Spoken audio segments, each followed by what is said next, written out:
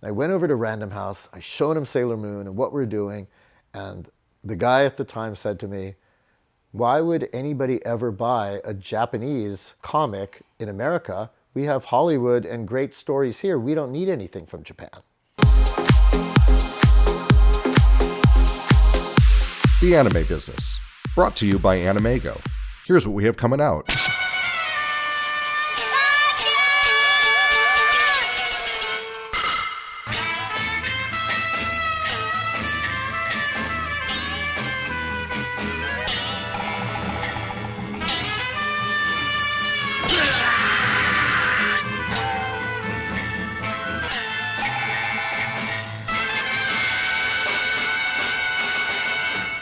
Buy it today at MediaOCD.com for an exclusive slipcover, or from other anime retailers. English and Japanese captions are courtesy of the Kleckner Foundation. Thank you. If I start talking to you, you're going to be like, damn, we should have recorded that. We're rolling, so go ahead. Okay. This is Stu Levy. Stu is the colorful and sometimes controversial founder and CEO of TOKYOPOP. No doubt that name means something to you, especially if you were a manga fan in the 2000s. But while fans know him for all sorts of reasons, in the industry he is widely credited with defining the American manga market the way it is to this day. This is the TOKYOPOP story, according to Stu. Back then, so I guess my story that I tell and I tease my parents about is I loved Speed Racer. And that was on when I was a kid. It wasn't repeats, it was reruns. It was in real time on TV. I turn on it, I watch it, and my dad thought it was the most violent show on TV, and he would not allow me to watch it. So I was forbidden to watch Speed Racer at my house. My parents are teachers, and my dad was very, very strict. Poke the tires out of the other car, and then the car would run off the road. And to him, it was a super violent show for like a 7-year-old. So I was... That sounds like milder than Bugs Bunny to me. It probably was at the end of the day. But my dad was a little extreme about things like that. And so, of course, being prohibited from watching it meant I only wanted to watch it more. But there wasn't yet manga. There was relatively limited anime. We didn't have a lot of access. So, whether it's that or, Astro Boy or a few things. And so I grew up in Los Angeles across the street from a Korean family. My best friend and his brothers and sisters. There were 7 brothers and sisters. The parents were on the road all the time. So I only hung out at his house and not my house. So I grew up in basically a Korean family, eating, kimchi and gakdogi and bulgogi and everything every single day, and playing Nintendo with the kids. We were all rivals in Nintendo and watching whatever we could watch on TV. And so exposure to Asian culture for me was just second nature. And then when I graduated from college and I was going to law school, I wanted to study abroad, and I decided to go to Asia. I really wanted to go to Korea, but back in my era, it was very limited. Now you can pretty much study abroad anywhere you want. But back then, you only had the choice of Tokyo or Hong Kong. And while I was also really interested in Hong Kong, I thought it's not challenging enough language-wise. It's English, more or less. People are speaking English. And so I decided to go to Tokyo. Went to Tokyo, fell in love with the city, blew my mind.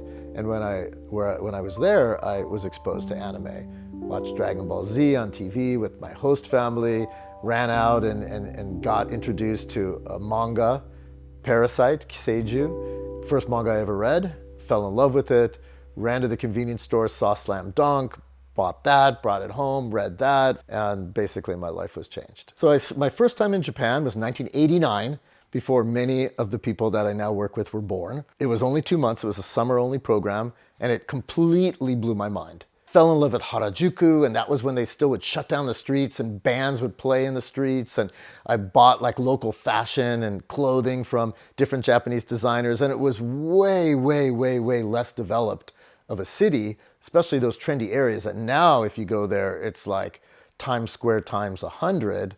It wasn't like that back then. It was much grittier, much more underground, and it was amazing. So then I went back to the US, started renting videotapes. You couldn't really get information. So I would there was 1 or 2 Japanese markets in Los Angeles, one on Sawtelle and one near where I lived in Northridge. Next to the market, there was always a videotape rental place. They would record shows from Japan, send the tapes out, and then you can rent them for like a week or for a day, like Blockbuster Video, but specifically for Japanese shows. So I would rent Japanese TV dramas, I would rent anime, and I would watch it, and there was no subtitles, no English translations, it was all in Japanese. Then I got introduced to someone who worked for Saban, and Saban was the company that created Power Rangers, at least the American version. And they were very popular at the time, big, successful company. And this woman named Corey Stern, who was one of the development executives, hired me. I was a kid in my early 20s. She hired me to advise on what was popular in Japan. And I remember I'd watch these videos, I'd take a lot of notes, and then I would go in every couple of weeks and I would say, okay, here's this show, here's that show. One of the shows that I introduced to them was a brand new show. It was based on video game. There was no trading cards yet, and it was called Pocket Monsters. And I told her, this thing is really taking off in Japan. It's going to be huge. You guys should look at it. They circulated internally, and Haim rejected it because he said, it's way too cute, it will never work in America. The other one that they turned down that ultimately became huge was Iron Chef. I'm like, this is a primetime cooking show. It's huge, it's amazing, it's kind of gamified, and it's high drama. And the reaction was, no American will ever want to watch cooking on television. Yeah, so much imagination from him. I mean, thank God he got all that money and he's saving all those kids with cancer, but still. Yeah, I mean, hey, you get a huge hit like that and you become a billionaire, you can make a few mistakes. I mean, I think the thing about picking a hit is the thing you think is going to be the hit typically doesn't work, and the thing you don't really think, but you just, I'll give it a chance, is usually the thing that becomes the big hit. So Saban was just a freelance gig, and then I went back to Japan and I studied at Keio University there, and I did 1 year in Japan. And that was really the year that established my roots in Japanese culture. And after that, I tried to create a production company called Triangle Productions, say music videos of Japanese artists here in Los Angeles. We did some karaoke videos that at the time, they would pay you like $1,000 for 40 hours worth of video. And you would just go to Santa Monica Beach and just film B-roll, basically. And then you would take the B-roll and then you would send it over to them. So we were just doing like little freelance gigs to try to pay the bills, again, pre-internet. I was starting to get into early technology. There was a company here in LA that was playing around with showing video on a CD. At the time it was called CD-ROM. There was a tiny little postage stamp video that would play on the computer monitor, and it blew everybody's mind because that was not possible at the time. You only could have pictures or text. You're like, what? You can watch a video? And it was really low resolution and it was jerky and shaky, but it could play. And that eventually became MPEG-4 and eventually moved to DVD, which became streaming. But I got in early helping these guys, and they were doing like softcore porn and things like that, but they wanted to get in the Japanese market. So I helped by translating from English to Japanese. I translated porn for them. We've all done it. But really, porn was certainly, and still is, the driver of technology. And there was a big Japanese porn industry. So these guys wanted to set up a business in Japan, and I consulted. I'm a lawyer, and I helped them set up their business for them. And at some point, I was going to do more work with them because they promised we would do video games together. But eventually, they never did because they made too much money from porn. That company was called New Machine, and they had a competitor that I think was called Virtual Playground. And so there was this whole scene of these techie young guys that were entrepreneurs that were using porn to make money and advance the technology. It was a pretty interesting scene here in LA and in Southern California. And then in Japan, there was the equivalent scene of that. And I met some of these guys. When I moved to Japan to help them set up their company, I then decided to go on my own because I didn't want to do that type of content. I wanted to do gaming, and I wanted to do, ironically, ultimately, I did a lot of educational content, which they called edutainment, which were basically kind of gamified educational programs for kids. And so I got rights from America, translated into Japanese, and then started to distribute it under the brand of Japan Online. I didn't have any money to start my business. I didn't have like VCs at the time investing. So what I did was to get in a little office, because back then you needed an office, you needed phone, you needed a desk, I did a barter. One of the guys that was doing CD-ROM porn also was doing CD-ROM nature videos. He wanted some information and some advice on how to go international. So I did a swap. I was giving them consulting. In exchange, he gave me a desk in the office. And I couldn't afford an apartment at the time because it was really expensive in Japan. So I had a little futon that I put under my desk. And then at night, when everybody would go home, and it's Japan, so that would be very, very late, I rolled out the futon, slept there under my desk. In the morning, rolled it up, went to the gym, did a quick workout, showered, and came back to the office the next morning. And I did that for about a year before I could finally afford to get an apartment. I'd say the key thing about those days was because there was no English in Japan at all, everything around me was in Japanese. I would listen when I was at the company to their business meetings. It was all out in the open because there weren't private conference rooms. So everybody was talking all the time. They were entrepreneurs. They were super aggressive guys, very fast conversant Japanese. For me, an intense language course that I would have never been able to get at school. So once I got the rights to these American educational CD-ROMs and we're putting them out in Japanese, I then also started to think maybe there's a way that we could get some rights to something popular in Japan. I got in touch with the company that had the rights to Sailor Moon and at the time it was Amegami-sama. We put together a little program where you could create nengajo, New Year's cards, with images from these animes, and you could print that out on your computer with your photo, so you could then send it, customize it, and send it to your friends in Japan. So we made that software. And I was pretty heavy into the technology world at the time. I went to a show in Cannes, France, where they have the Cannes Film Festival, and it was called Milia. And Milia was like a Cannes type show, but for software and technology and entertainment. I had already read Kiseiju, Parasite, and I saw that Kodansha had a little booth. It was just a tiny little booth at Kodansha, and I'd remembered, oh, Kodansha is the company that has the rights to Kiseiju. So I poked my head in and I said, hey, I wanted to mention, I love Kiseiju. I'd love to make a movie out of this.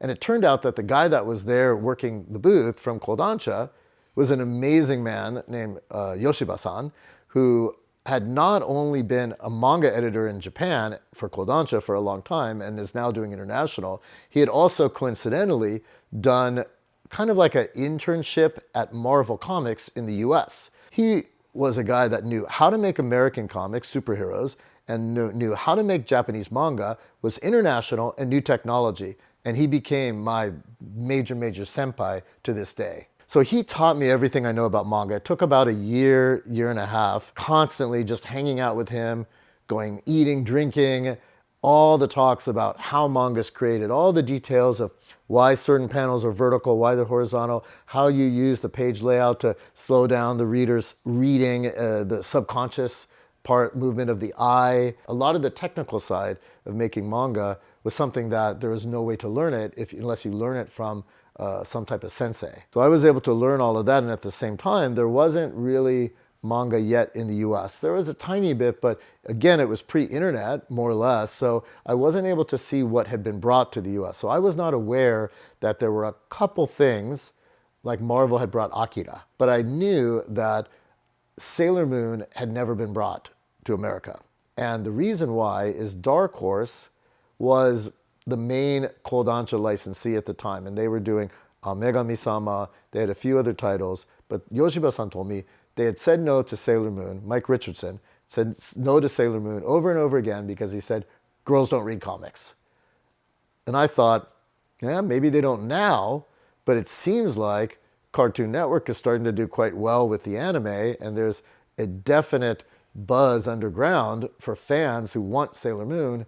So we decided to do a deal, and I started what was at the time called Mix, and I raised a little bit of money with a buddy who was able to talk to investors, raised a little bit of money in Japan, and created a company to start Mix Magazine with 4 Kodansha titles, including Sailor Moon. I wasn't really aware of what Viz had been doing in the US, sort of the experiments they tried that didn't work and had failed. I didn't know to not make the same mistakes because manga was a magazine-driven business in Japan, that the magazine was about the discovery and that people would, more or less it was deficit financed. It would pay for itself, but barely. And those magazines were the way to get people to read new stories, get them to engage with the medium, and then the tankobon, the graphic novels, were ultimately the medium that the profits would come from. And then, of course, any type of merch and anime and other exploitations. But the initial magazine was the base. And I thought that's a model that we want to replicate in the US. People can experience and discover titles through the magazine. What I didn't know at the time was how incredibly challenging the financial model for magazine distribution was in the United States. Japan was much more attractive for a publisher because one, the wholesale price was higher, two, the logistics was way more efficient, three, the printing was cheaper. So there was all these reasons why the magazine business was attractive to a publisher in Japan, and we didn't have any of that. We had high returns because of waste that goes to try to get one magazine across all of America, trucking it to different places, having stores try to sell it and then throw it out when it's not selling. You end up with a really, really, really low sell-through rate.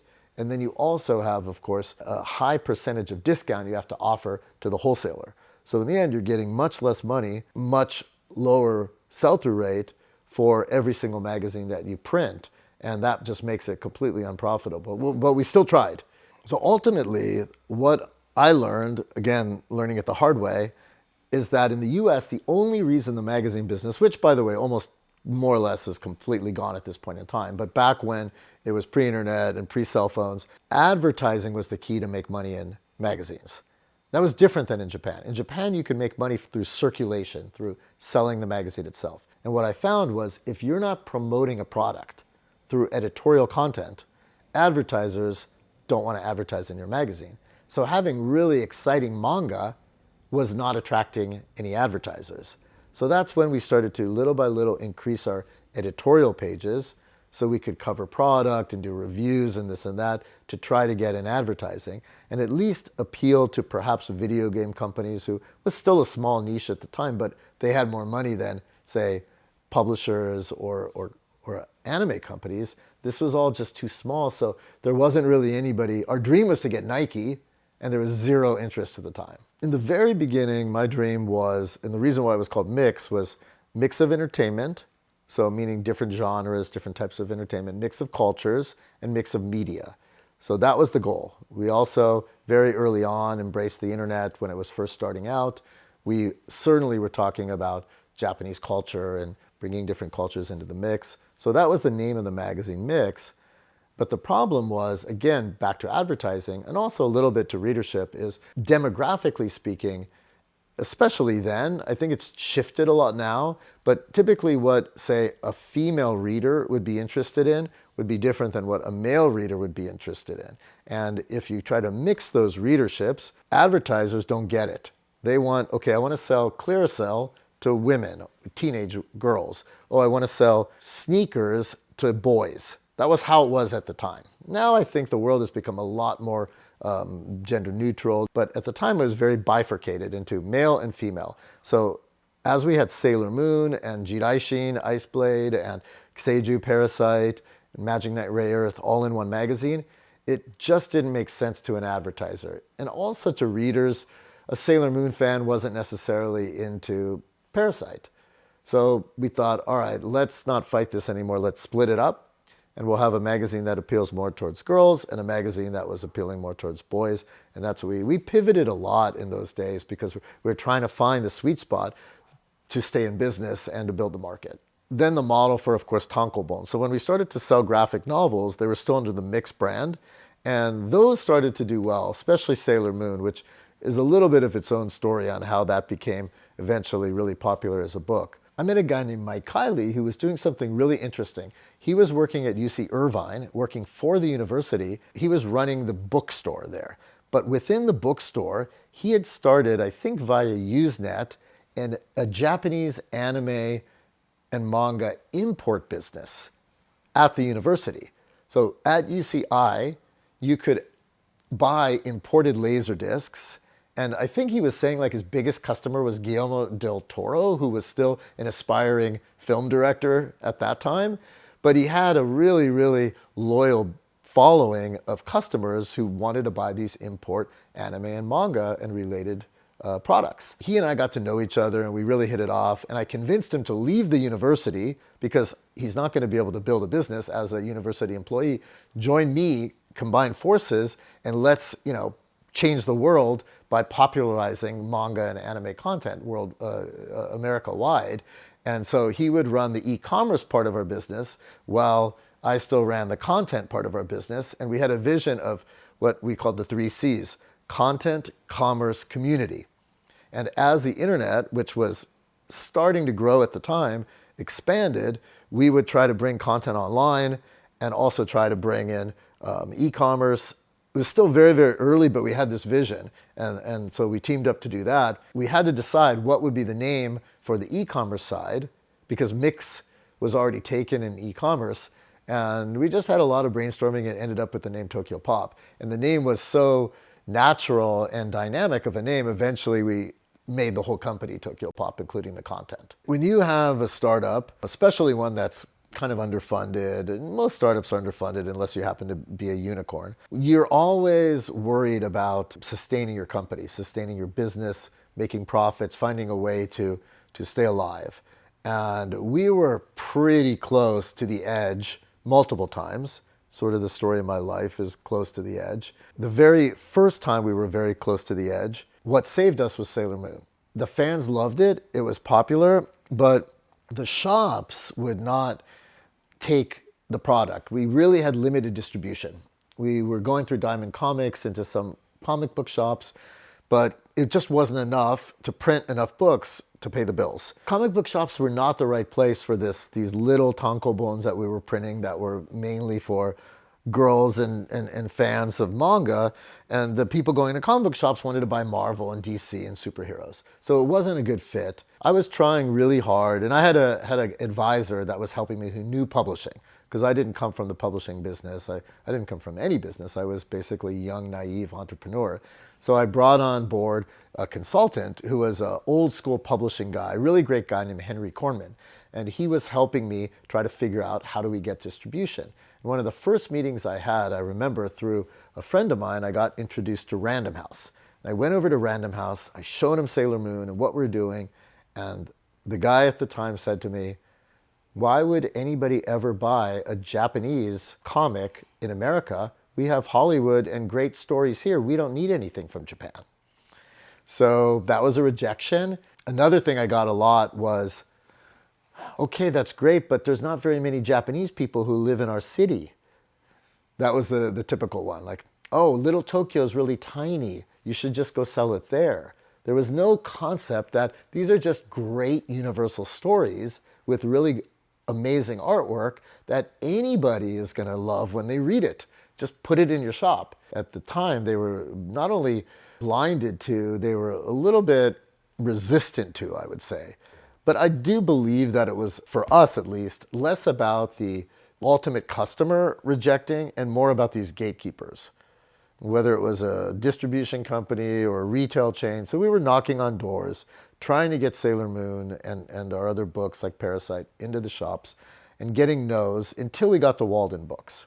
We thought, why don't we try bookstores? This was the point, was to try to get manga in every backpack was my mantra at the time. The dream is every single young person in their backpack has a manga. How do we get that? Well, we have to go to where basically everybody's buying stuff, which was the mall. How do we get in the mall? Well, there was a bookshop in every mall called Walden Books. Eventually, Walden Books, the same owners, created Borders, which became kind of this big box retail. So retail was starting to shift from malls to big box with like Blockbuster and then ultimately Borders. But Walden still and malls still were a really big part of America. There was a guy at Walden, a young buyer. We met with him and said, "We've got this product, Sailor Moon. It's a really cool book. What do you think?" And he said, "I'll give it a shot. We'll see how it goes." And this guy's name was Kurt. We said, "Look, it's on Cartoon Network right now. It's doing well. People will buy it in the shop." So he said, "All right, let's give it a shot. We'll put it in and we'll test it." And at the time, well, back then, we had flipped it to read left to right. What else are we going to do? So it was reading in the quote-unquote normal Western reading method, left to right. We had to redo all of the sound effects, so they were in English. And we had localized it a little bit, but it was more or less the Japanese manga as is. Translations were probably a little bit interpretive for a lot of hardcore fans, but we were trying to reach kind of a casual reader. So we got it into Walden Books, and it did well. Based on that, they brought in Parasite, and then they brought in Magic Knight Rebirth. And these titles also did pretty good. Iceblade didn't do so well, but the other titles started to do pretty well. Then we got reorders, and the numbers started to look a little bit better. We thought, finally, our dream is coming true step by step. And luckily, Kurt, I don't know if he was transferred or if he got promoted, but he also then became in charge of buying at Borders for this category, for comic books.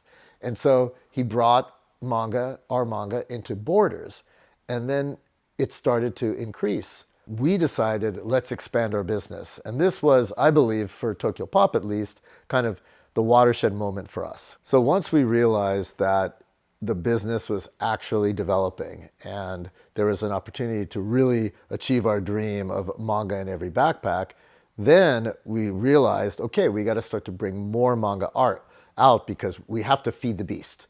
If fans are developing and they like manga and they want to buy more, if we don't have the manga for them, they're not going to get it and they'll move on to other things.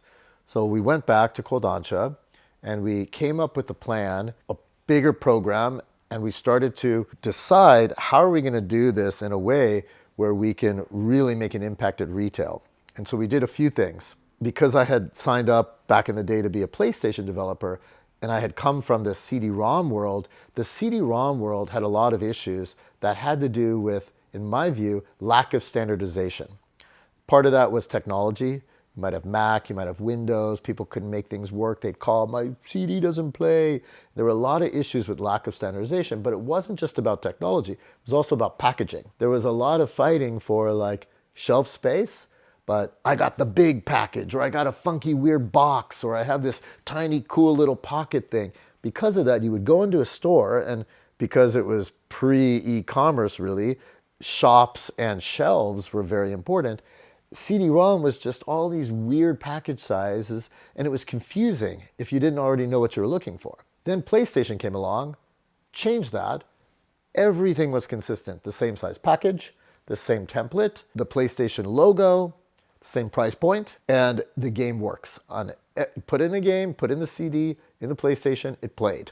Standardization, in my view, along with the quality of the content, was the thing that made PlayStation successful in its first version. We had the quality of the content. We had amazing manga, but we didn't have standardization. So my theory was, if we can find a way to standardize manga when we bring it to America, we have a chance of going real mainstream. And that was our goal, because manga in every backpack. So what we did, because in Japan, it was a much more saturated market with all kinds of sizes of books, they didn't need to, of course, establish a market, so they didn't have to worry about standardization. But we thought, wow, there's these different sizes. What size book do we come out with? So we lined up all the Japanese books that we were looking at in a row, from smallest to biggest, and we said, because if we're going to have to change the format and the size to fit one, we have to worry about, will things pixelate, move the size without having problems with the art. That was another thing. So we wanted something that was right in the center. So we picked one that was right in the middle. We said, okay, this size, and the smaller books in Japan could then go res up a little bit. The larger books could res down. And we figured that out, and we made this one size. And then we said, let's also come up with a template on what it looks like. We had our Tokyopop RoboFish, our little icon. We had the branding. We made everything look similar, including this thing that we called the brand bar, where we had the Tokyopop logo on the side. Every single title is going to look like that. And then the difference will be the cover art and the name. So people can not worry about size, not worry about price. Everything was $9.95 at the time. They can just pick based on what content they're interested in. And then the other thing that we did, which of course was kind of the controversial thing, I think, is we said, let's not flip these books anymore.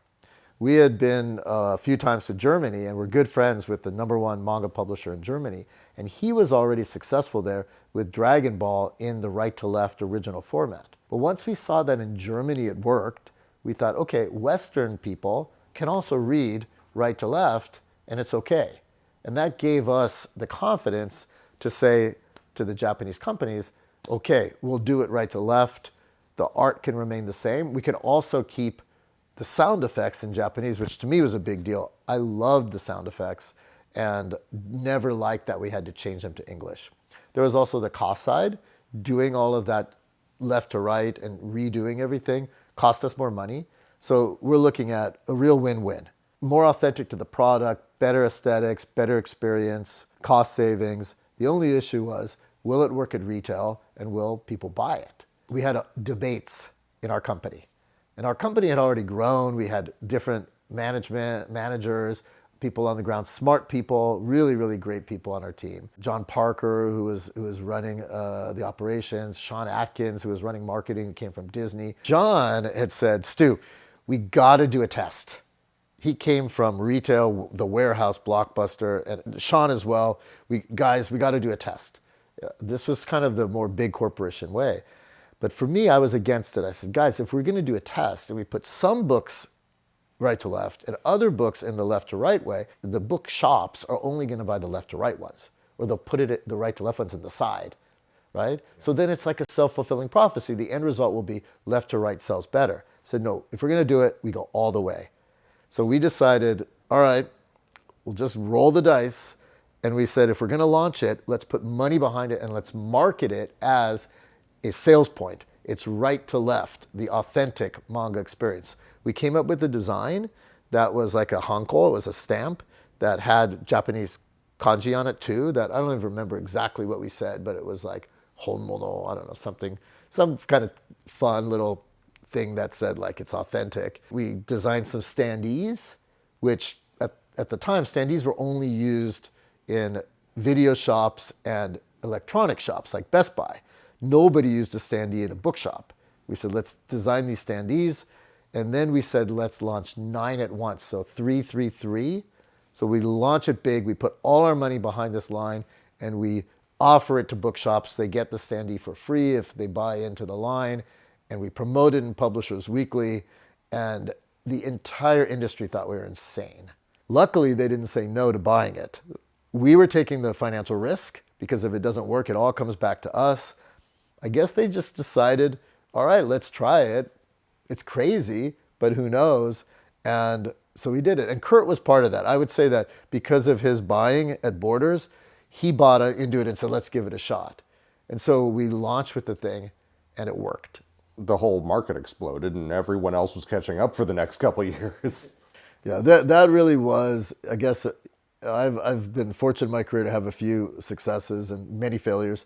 And that one success really is something that just changed the company's trajectory and like the industry as well. And I think certainly people in America who read manga, even now, read it right to left. I mean, looking back, you kind of think about, was there a way to avoid, which eventually happened, which was a bubble that crashed.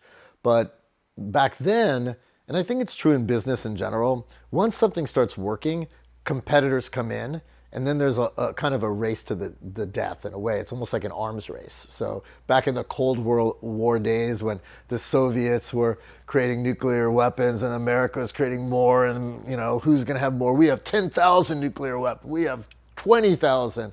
How many times do you want to destroy the world? That happens in business. And this is what happened in the manga, our little tiny part of the publishing industry called the manga vertical.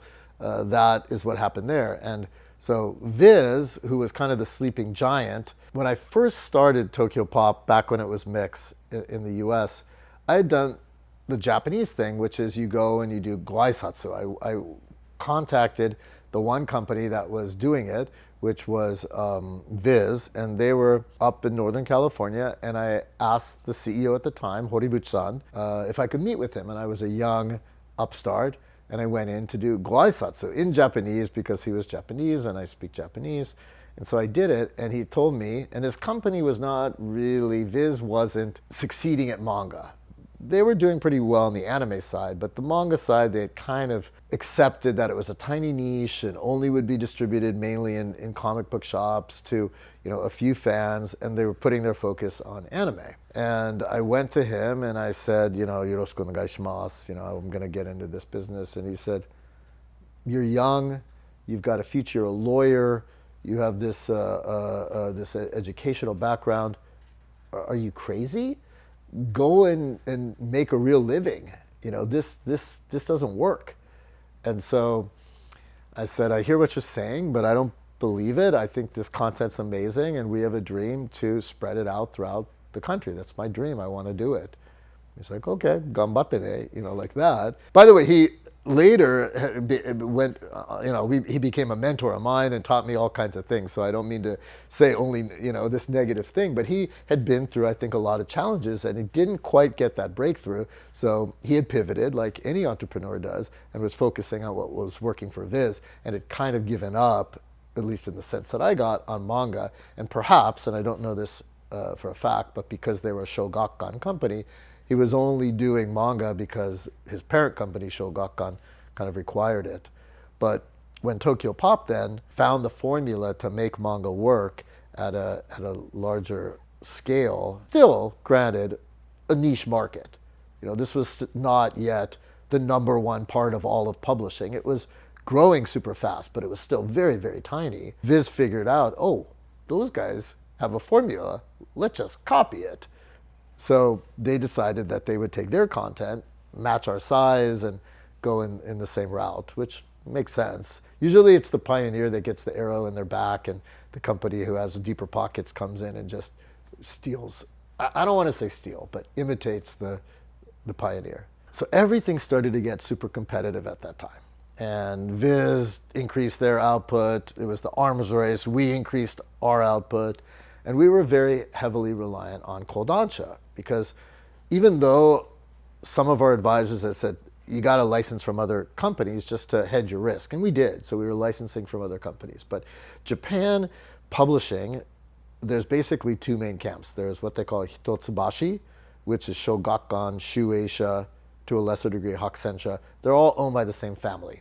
So even though in Japan Shogakukan and Shueisha compete, they're actually owned by the Oga family, the same family. We call them the ogres because they were kind of the bad guys to us. They own Viz. At least Shogakukan did, and then Shueisha put in some money, and so together they own Viz. By the way, speaking of mistakes that entrepreneurs make, I turned down Shonen Jump. And I'll tell you why. Definitely the biggest product mistake of my career. The reason why is we struggled so much with Mixzine and financially couldn't make the magazine work. Shueisha's requirement with Shonen Jump was to do a magazine. And so I said, it's impossible. I'd love to get your titles. Who wouldn't? They're amazing. Can we license them as tankobon, just direct to graphic novel? And they said, no. Our requirement is whoever we work with has to do the magazine. And I said, we can't. It's a financial killer. Now, looking back, I should have said yes, accepted the loss just to get the titles. Right, which is what Viz ultimately did. Ultimately, Viz did it, and they're and Viz, what Horibuchi, super smart decision, decided to do in the end was he would take in Shueisha's equity. I mean, at the end of the day, they're all part of the Oga family, but he took in their equity, sold half of Shogakukan's shares to Shueisha, so now they're co-owned, and decided to do Jump with that money. So he did the smart political move, very savvy political guy who's been working with these big companies for a long time. I had none of that savviness when it comes to politics, so I didn't understand the value of doing something like that and had turned it down. So anyways, back to the story. So you also then have the other side of the two major camps in Japan, which is the Kodansha side. This is the Noma family. And jokingly, I always have this thing about making up funny words for different names. So I call them the nomads. So whenever I would explain this to sort of someone who knew nothing about Japan, I'd say the ogres and the nomads. And they were two different tribes in a village. All goes back to D&D. All goes back to D&D, exactly. So we were in the Kodansha camp and had licensed all along. I felt really, really comfortable with Kodansha. I mean, back from the early days, I would just show up at their offices and just work in their lobby and walk into the editorial departments and say hi to everyone. And I just really always felt like a Kodansha person. There was a bit of a discussion. Kodansha was partnering with Random House, and they actually came to me and talked about buying Tokyopop.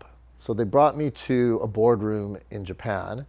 We spoke about a potential acquisition of Tokyopop, which, always open to discussions. That's what business is about. Although I should have been more open to the Shonen Jump thing.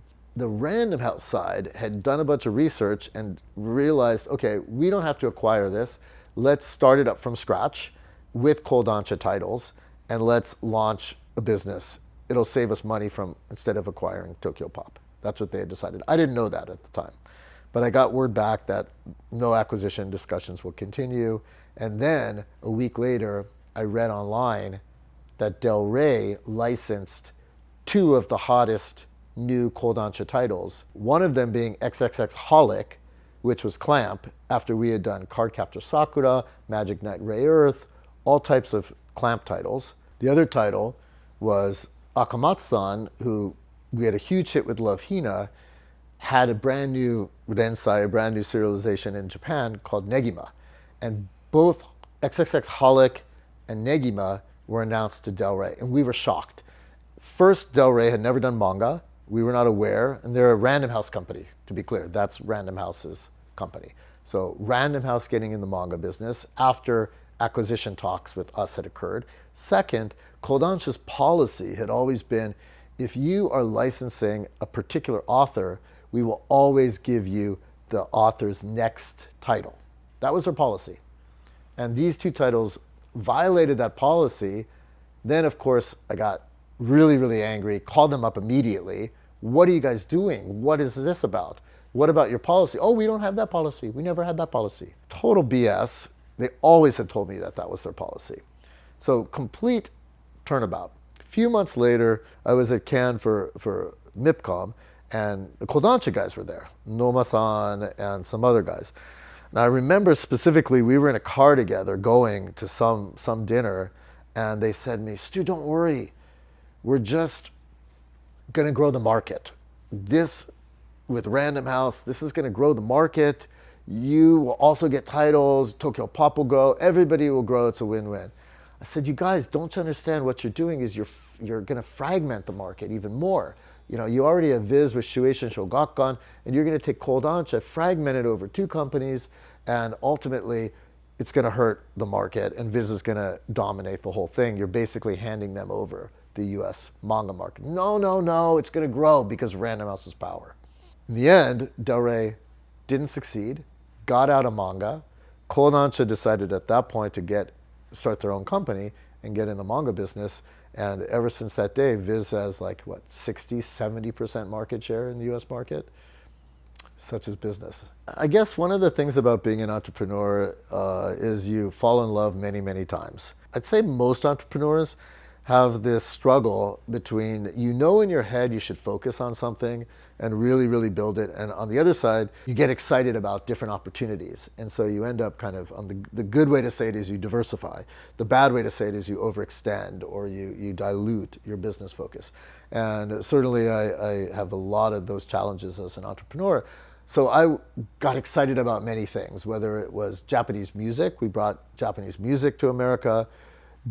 Almost did a deal with Sony Music to bring Denki Groove, who I loved at the time, and they would have been huge, but the terms of the contract just weren't attractive enough to us.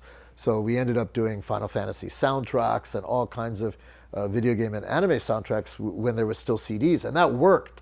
But when CDs started to shift to MP3 before streaming, the Japanese companies wouldn't give us the rights. So at some point, we did well with the soundtracks, and then we had to close the label when CD started to shift out. Anime was another area where we knew we wanted to be in it.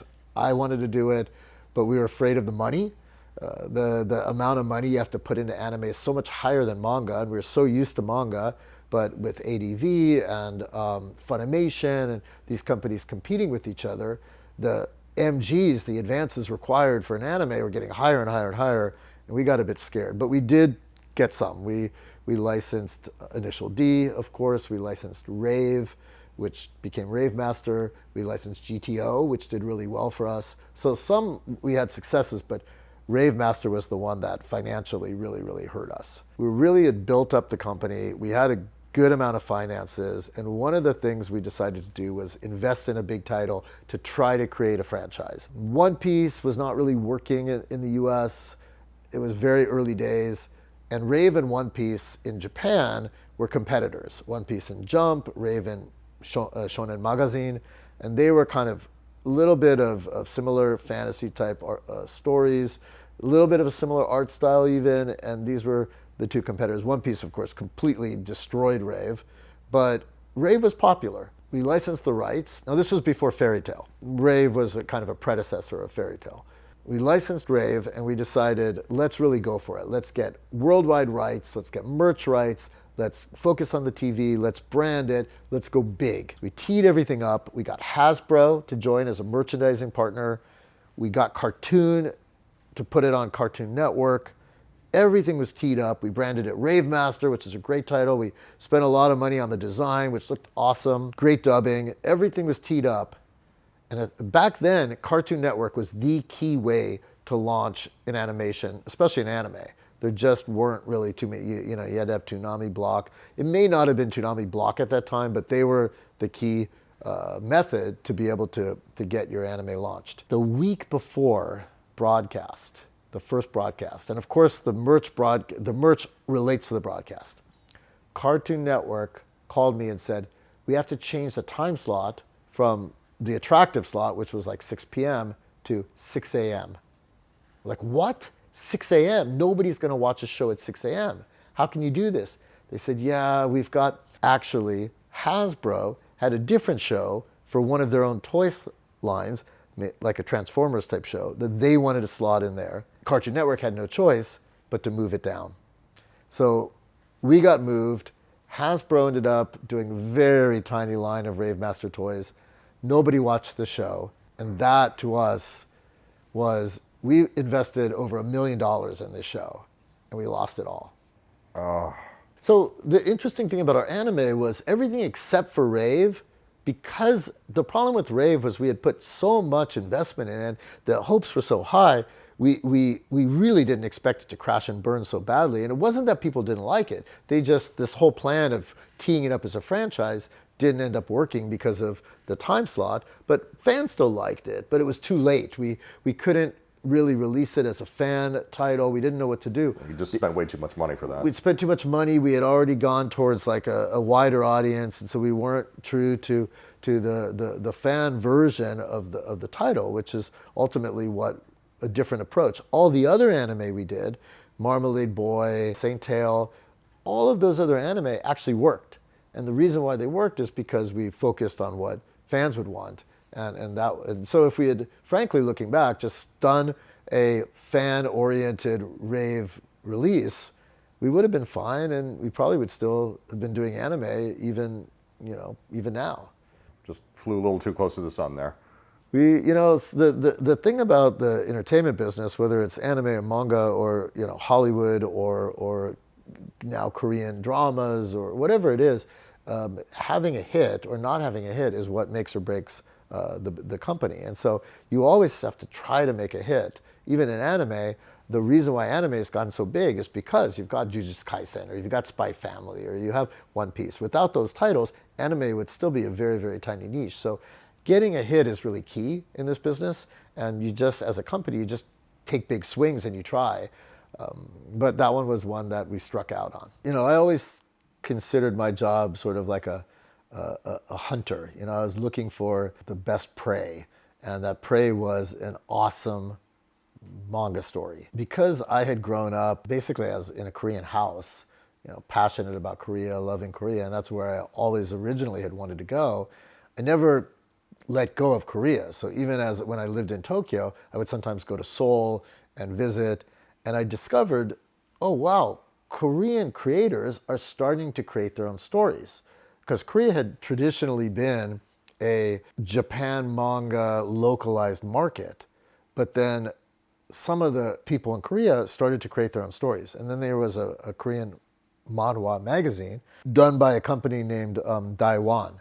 And I learned about it. I contacted them. I met with a guy that was handling some licensing to Asia, and this guy named Nam Ho Kim.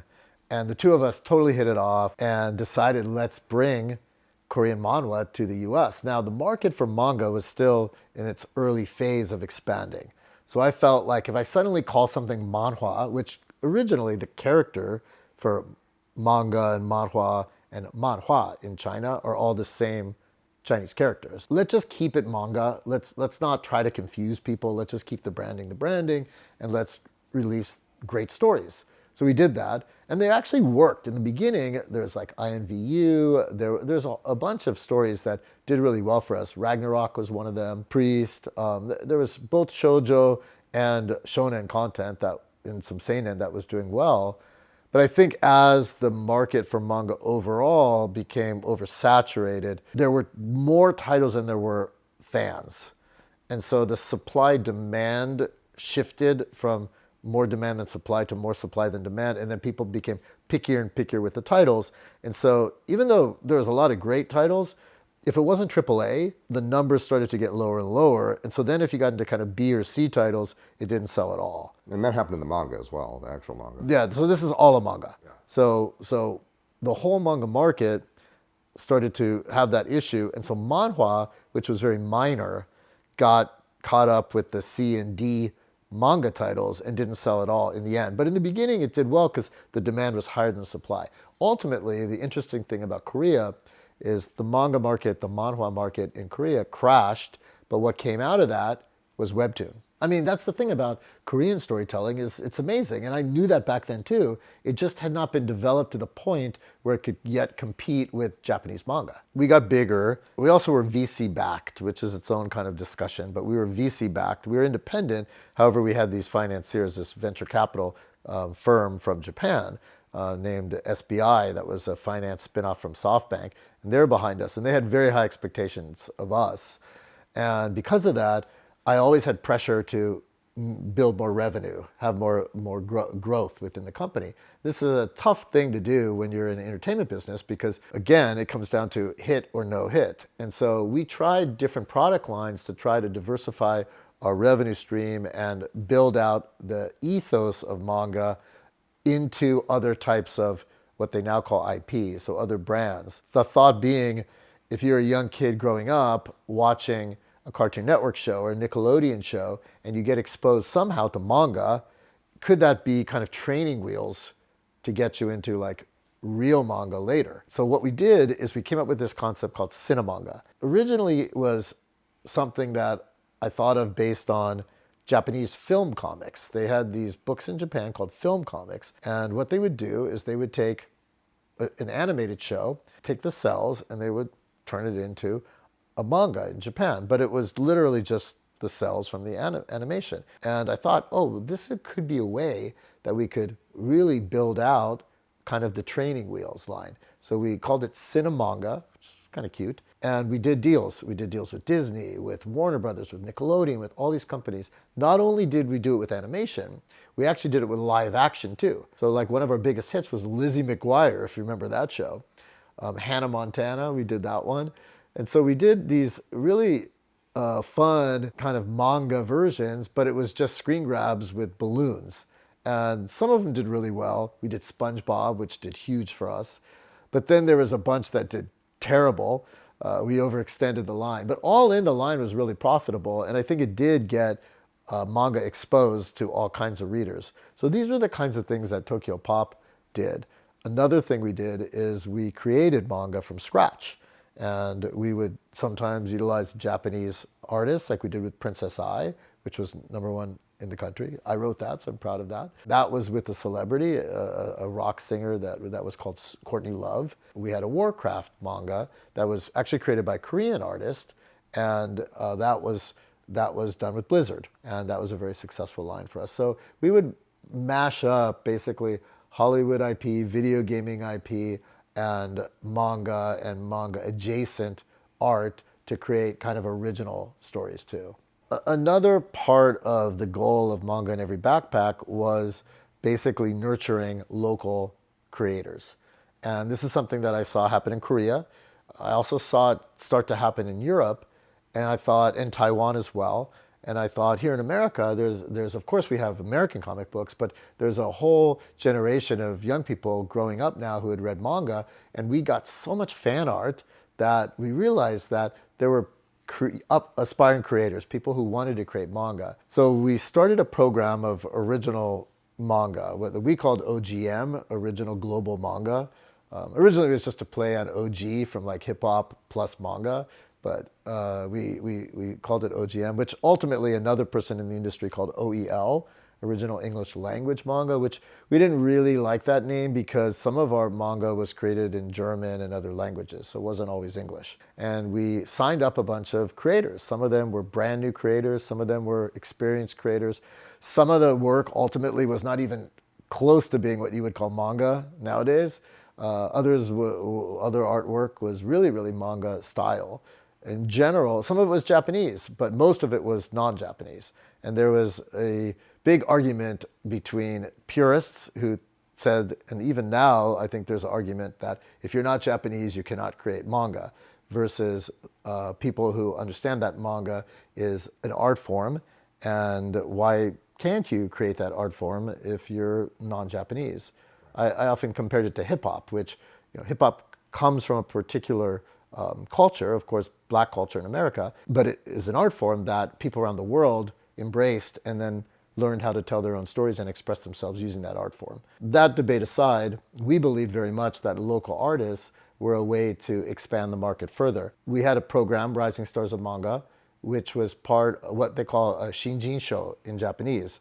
And they do this, most of the publishers do this, it's their way of recruiting new artists. And we did that, and we got lots of submissions, and we gave away awards to the people who would win that competition. And it was doing very well. And some of those winners, we signed up to do manga with us. And ultimately, looking back, we ran way too fast.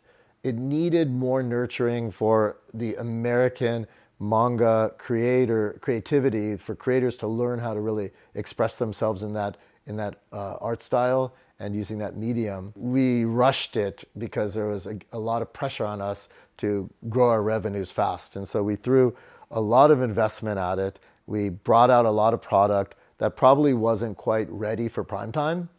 And in that were some really successful, amazing stories, like DramaCon was a hit for us. And the author, Svetlana, went on to become a very successful middle grade comic creator. Bizengast, Marty LeGros, was a successful hit for us, and she has now gone on to become a big webtoon creator. So we had some real successes in that crop, but we also had a lot of books that unfortunately didn't work. We tried extremely hard to promote them and sell them, and they just didn't find their audience. Ultimately, TOKYOPOP went through a very, very tough time when piracy hit and the entire industry imploded with the bubble bursting, and then the American economy crashing during what they had called the Lehman shock, where it ultimately became the Great Recession. And bookstores across America started to send their product back. One time, we looked at what just came in, or the returns, the books that had come back, and it was 80%. Typically, returns are at 25% average in bookstores across America. So every month we might get 20%, 30%, on average 25%. When we saw 80%, we knew something was up. I mean, there were books coming back from like Ice Blade was coming back, like stuff like, you still have that? That book is 10 years old. They would send, and the thing is in America, the retailer has the right to send product back forever. Other countries like Japan and Europe, they can only send it back after, let's say, like 1 year, and then they can't send it back at all. In the US, if it's returnable sale, which is almost all of publishing, they can send it back whenever they want. Ultimately, if you're a retailer going through a tough time, now some of those retailers didn't make it, like Borders in the end, they got swept up in the whole Great Recession. But some of what retailers sometimes do is their bill is coming up at the end of the month. They have to make payroll, they have to pay their rent. And if the sales weren't as high as they had thought, because they have the right to return, instead of paying the publishers who sold them the books, they can just return a bunch of product, and that counts as a credit. So basically then, oh, we just returned 5,000 books, so instead of paying you for those books, just keep these and we don't have to pay you any money. And sometimes what they do when things are a little tough is they'll return books and the next month reorder the same books. It's sneaky. At being an independent company, and we had not raised financing for a while, we were working off of cash flow. So the business was going okay, but we didn't have a big reserve of cash. And I saw that and I said, oh my God, something is going on here. And we quickly found out that it was all of retail. Retail was crashing.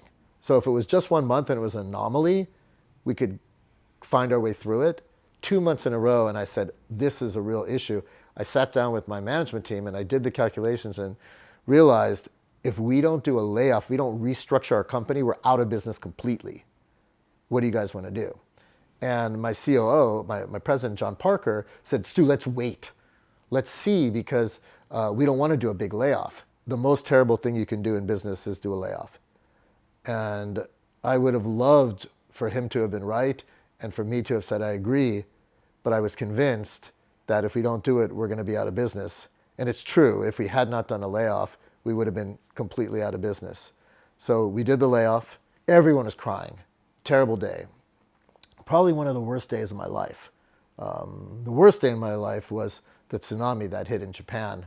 This company that I built all these years was just falling apart. And of course, I have a lot of blame on that. I look back and I think I could have done this, I could have done that. But there was also these larger macroeconomic trends, and it was all hitting at the same time. We were the first ones to do it. Ultimately, 6 months later, a whole bunch of companies did layoffs because that was the beginning of the Great Recession. But we were a little bit like the canary in the coal mine, and being a small company with no real deep pockets, no capital in the bank, I knew we had to do it. It did save the company in the end, even though we went dormant for a few years. And now we're doing great as a company, but to rebuild the company and to go through all of that, if I had not done that layoff back then, we wouldn't have the company anymore. So do I regret doing it? I regret a lot of the things that I feel like I could have done differently to have avoided having to do that layoff. But even the bigger companies were doing layoffs a few months later. So I think in the end, it was terrible. Nowadays, my thinking, my management thinking is very different than back then. I'm not all about grow, grow, grow. I'm about how do we build a business. I tell my team that I never, ever want to do another layoff for the rest of my life. I don't know if I can pull it off because in business you never know, but I try to talk. We have a small team. I try not to hire quickly. Let's take our time. Let's really build profitable business. Let's try to not have too much returns exposure. We try to do deals where we're watching out, not printing too much. Let's not put too much product to market. It's I hope I learned at least most of the lessons from the first time around. Having a VC behind you, pushing you, do an IPO, because that's what they wanted. They want to have a return. A VC wants 10x, 100x. They want a unicorn. I mean, ultimately, a tech company can maybe be a unicorn, but not a manga company. And that was part of the issue, was trying to squeeze blood from a turnip. But we want to grow. We want to build a successful business. However, what a VC wants is not in sync with what makes sense for an entertainment company. As a young person, I struggled a lot between my inner creator and my entrepreneurship, my business side. And there was always this, I have a little podcast I do right now called Left Brain versus Right Brain, where I interview some people who are in the creative arts. And I always felt like I have my left brain side, my kind of more business, analytical side, my lawyer side, and then I have my creative side, which I call my right brain. And technically, I think left brain and right brain are not quite as cut and dry as that. But in general, I always have this struggle within myself of, I'm a writer, I learned to direct, I produce, which is really doing both. However, early on, I wasn't sure which way I should go, and so I would the pendulum would swing back and forth. And when things were doing well for TOKYOPOP, and I had a team and I had people like John who were really handling the business side, my desire to be a creator and my I guess, yeah, just the curiosity, the drive to express yourself, all of that had to come out somehow. So I was making music and I was writing. I was learning how to become a creator, and it's a long road. And so some things I think ended up being pretty good, other things not so good. However, it was fun, and it was my own sort of film school. So I directed, I produced. After TOKYOPOP went through its first wave, I had some time on my own, and one of the things I did is I volunteered for the Producers Guild of America and became the international chair, and learned tons about producing film and television from like a mentor like Galen Hurd, who was the writer of Terminator and ultimately the producer of Walking Dead. People like Hawk Koch, who has done tons of stuff in his career. These kinds of people I got to learn from, and then travel around the world and talk about kind of production. And so I did get to learn a wide range of areas in entertainment that was fascinating to me.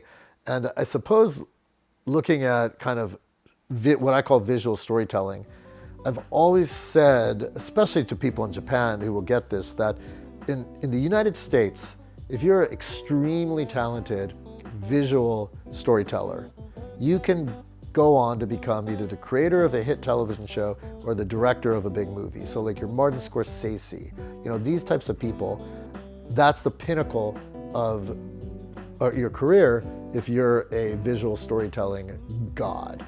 In Japan, because the film business is not so big, if you're a visual storytelling god when you're born and when you grow up, what do you become? A manga creator or an anime director.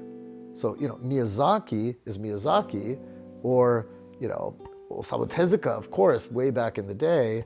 These are the level of talent. If you're going to compare anybody who's at the top of their game, One Piece versus Terminator, which is more influential in the culture? They're both super influential. So to me, in America, it's Hollywood, at least traditionally, and in Japan, it's manga and anime. If you are passionate about visual storytelling, both of those are your school.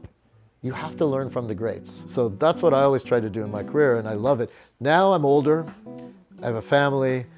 My life is not about learning to express myself. I indulge every now and then. I was really, really honored to write a graphic novel for my absolute favorite movie, Nightmare Before Christmas. I wrote Zero's Journey. It did really well.